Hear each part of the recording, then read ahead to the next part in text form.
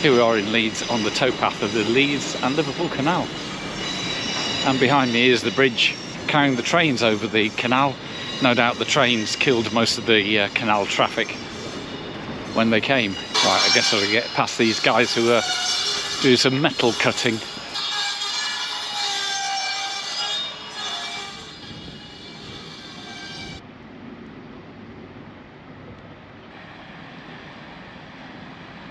Yeah, so I'm here at Leeds and I'm going to be crossing the Pennines once more.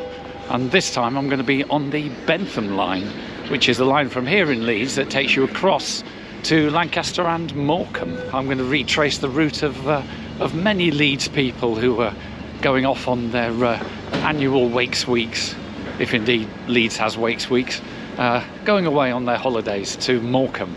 Yeah, the weather's okay at the moment, but I think it's due to start to rain fairly soon, as we've had a very wet and miserable March and April here in the UK in 2024. I'm looking forward to seeing how this one goes and getting from Leeds to the seaside, so come along. The opening up of the southern entrance to Leeds station gave better access to Granary Wharf and the area around Bridgewater Place, known locally as the Dalek. And I've used this entrance many times myself when attending meetings in Bridgewater Place. It is a very handy back door to the station. And today we'll be on the 1018 for Morecambe, which leaves from platform 4.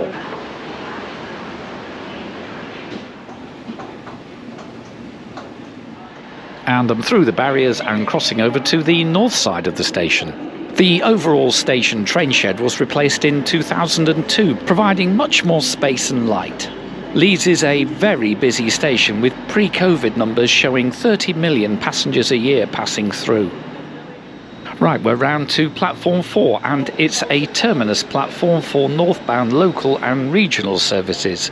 And our train today is formed of this front Class 158 set. It's one that's had a fairly recent refurb and the ironing board seats do provide reasonable legroom, even though for some reason this seat doesn't have a tray table provided. Still, the seats are reasonably comfortable. You get a skinny armrest and some USB power, and the overall cabin, well, it's bright and clean. Okay, it must be time for a map. This northwesterly trip avoids the biggest peaks of the Pennines by skirting to the north.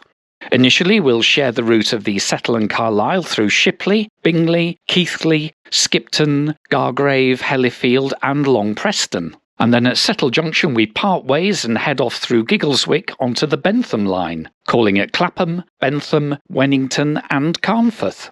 Then there's a quick run down the West Coast Main Line to Lancaster before we reverse for the final stop at BREL Lane and then into Morecambe. This will be a steady chug through the Yorkshire and Lancashire countryside, with the 199 kilometres or 74 miles taking a fairly leisurely 2 hours and 5 minutes.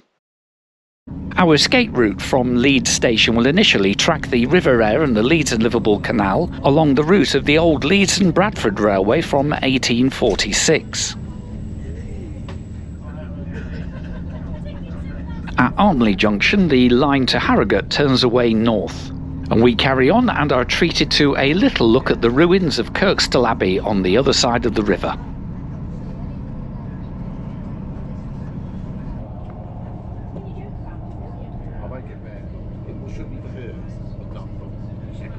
Turning away north here is the Wharfdale line, which these days goes as far as Ilkley, and we will carry on to the Apperley Viaduct, which takes us over both the river and the canal, although soon we're back running alongside them once again.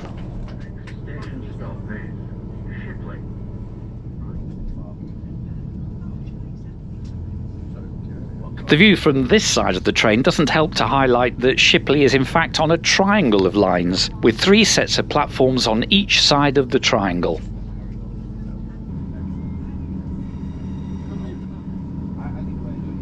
Pretty much immediately on leaving Shipley we come upon Titus Salt's imposing mill and the town he built and named after himself to house those mill workers. And Saltaire is well worth a visit to see what was then Salt's vision of a model workers' town.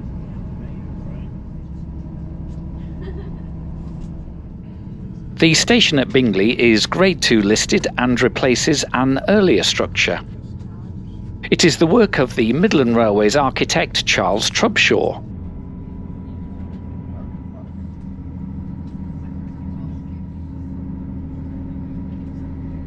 Next to the Damart Mill is the Bingley three-rise lock complex.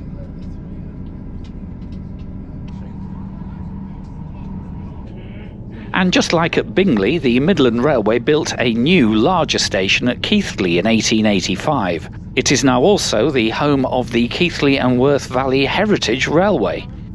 Now, I'm sorry, I'm on the wrong side to give you a proper good look at it.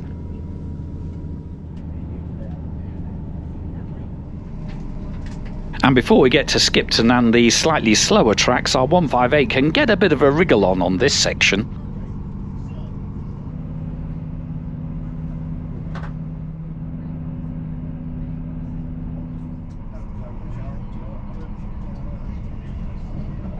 And barrelling along here, we get some really nice views of the Yorkshire Dales in the distance.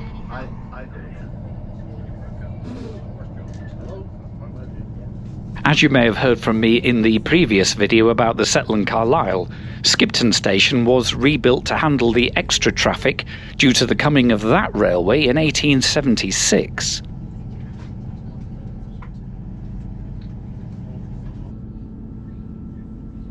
And it also marks the end of the 1994 electrification of the Airedale line, and hence the provision of the carriage sidings so that electric trains can be stabled between services.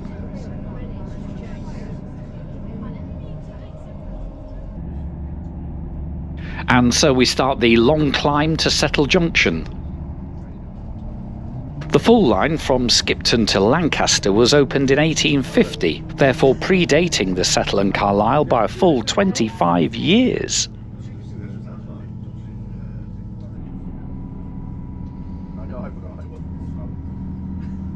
And even this far from Leeds, we still get to cross the Leeds and Liverpool Canal one more time before we continue our climb to Settle Junction. So whilst this lovely countryside rolls by, let's talk about fares. An Offpeak single would set you back £26.30, but if you plan ahead, then advanced singles could be as cheap as £12.10. For me, I was travelling on a West Rover ticket, which gives me 4 days travel during an 8-day period right across the northwest of England. A pretty good deal, in my opinion.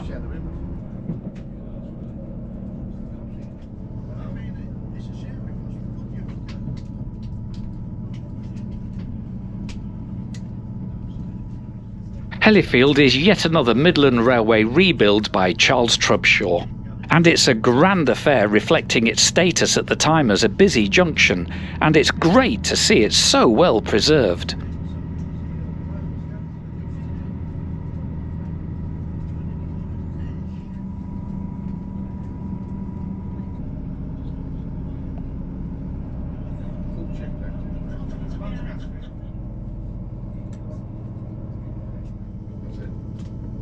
And soon, past Long Preston, we come to Settle Junction, where we part ways finally with the Settle and Carlisle.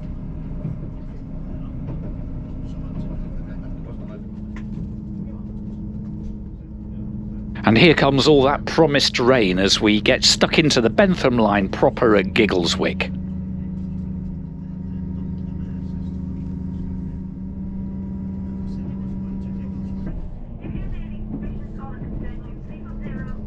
And even on this rainy, misty day, these rolling Yorkshire fields are lovely. And it's along here that we reach the summit of the line, ready to pick up the River Wenning for the run down to the coast.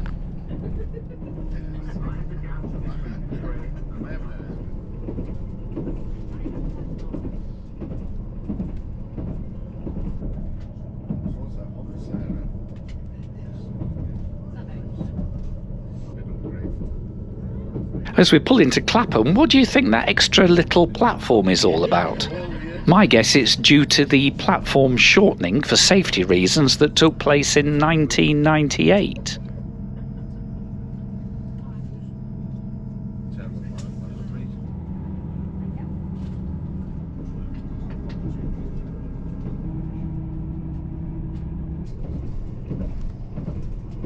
This rolling countryside and the repeated views of the River Wenning are delightful as we rattle our way along to Bentham.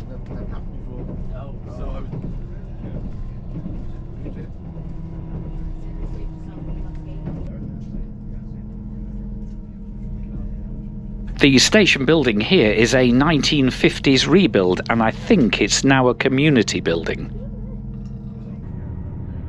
And right behind the station is the large kidder factory that produces fire suppression products.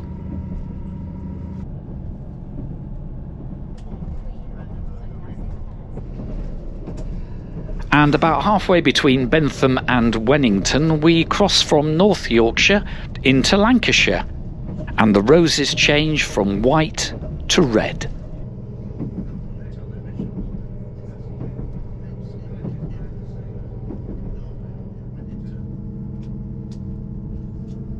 At Wennington there used to be a direct line that followed the route of the river down to Lancaster, but these days we will have to swing north to join the West Coast Main Line at Carnforth.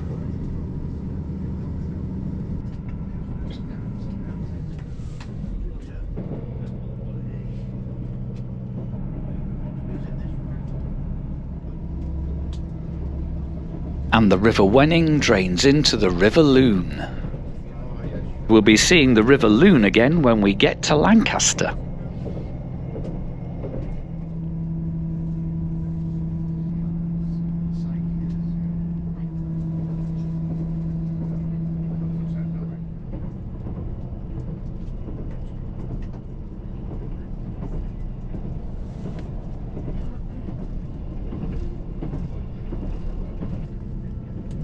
Our line crosses over the West Coast Main Line at Carnforth, bringing us into the platforms on the west side of the station.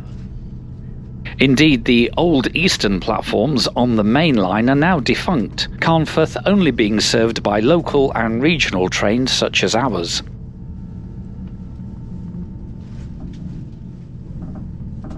It's a fairly quick stop here, and so we have a relatively brief encounter with the station before the train presses on southbound. And as we leave, there's a chance to have a look at the heritage stock stabled at the old Steamtown facility, which is behind the station.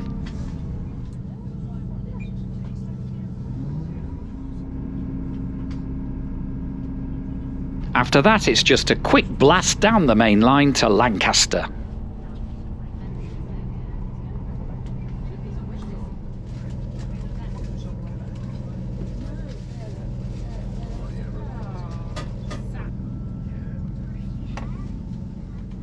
And at Lancaster we will have a pause as the train needs to reverse for the final run into Morecambe.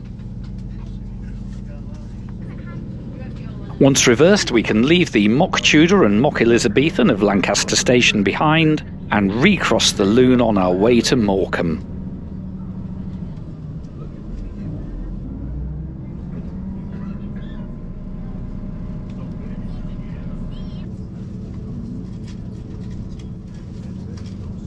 I've now crossed over to the other side of the train and gained myself a tray table.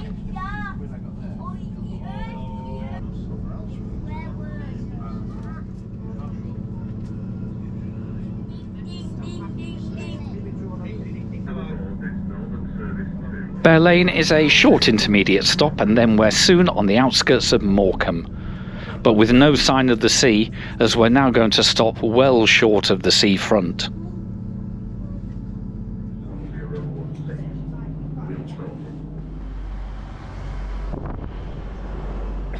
Well, it's raining pretty hard, but it is in fact a mercifully short turnaround here, so I will hang around to wave our Class 158 off on its return trip.